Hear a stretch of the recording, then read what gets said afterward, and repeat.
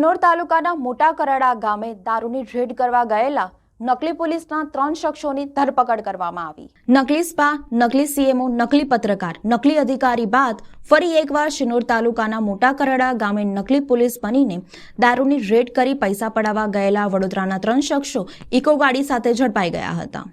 આ અંગેની વિગત એવી છે કે મોટા કરાડા ગામમાં ઇકો ગાડીમાં 3 શખ્સો બેસીને દારૂની રેડ કરવા માટે ગયા છે તેવી માહિતી પોલીસને મળી હતી।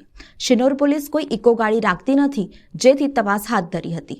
પોલીસની એક ટીમ ગામમાં રામદેવપીર મંદિરવાળા ફળિયામાં જઈને તપાસ કરતા એક ઇકો ગાડી પડી હતી અને ગાડીની સામેના મકાનમાં 3 શખ્સો જણાયા હતા।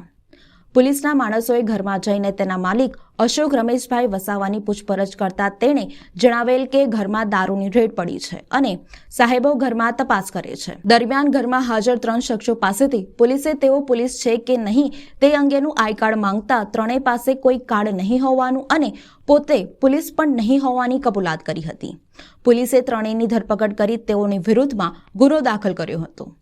પોલીસ પૂછપરછમાં જાણવા મળ્યું હતું કે ત્રણેય શખ્સો પોઈચા સ્વામિનારાયણ મંદિરે દર્શન માટે ગયા હતા અને પૈસા ખૂટી જતા ગામમાં આવીને પૈસા મળે તો લેવા આવ્યા હતા।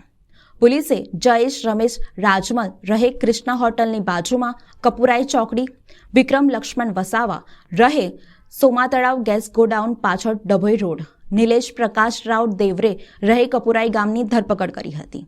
પોલીસે ત્રણેયના પોલીસ રેકોર્ડ તપાસ કરતા જાણવા મળ્યું હતું કે જયેશ સામે બગોદરા, પાણીગેટ અને વરનામા પોલીસ સ્ટેશનમાં, વિક્રમ સામે ડભોઈ અને બાપોદ પોલીસ સ્ટેશનમાં તેમજ નિલેશ સામે વાડી પોલીસ સ્ટેશનમાં ગુના દાખલ થયા છે।